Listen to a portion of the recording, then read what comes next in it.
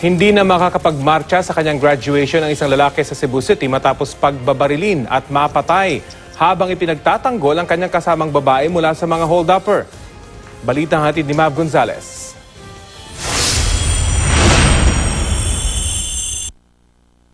Hindi na matutupad ang pangarap ng 21 anyos na si Giovanni Pat na maging isang guro. Ang graduating student patay matapos barilin.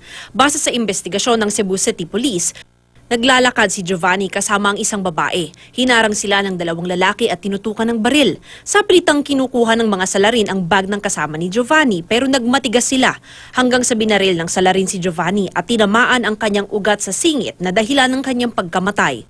Ang ama ng biktima, hindi matanggap ang sinapit ng anak. Ang paningkamutan nga makahuman gid sa eskwela kay para makatabang siya sa akong mga anak sa mga manghod kay daghan kay kog anak ko. Ikapito sa 14 na magkakapatid ang biktima. Isa siya sa inaasahan ng kanyang mga magulang na makapag-aahon sa kanila sa hirap. Panawagan ng pamilya sa mga bumaril kay Giovanni. Asa man kakaron nga mahinuklog intawon ka sa akong anak nga wala gid intayo sala. Dako pa intawon siya kuan sa iyang kinabuhi nga imo lang ditso og pusel. Manghinaot lang ko nimo dong kung do na kay konsensya. Surrender lang sa kapulisan. Dili magani ka magkuha sa balaod sa kalibutan na ay Ginoong gatan-aw nimo do.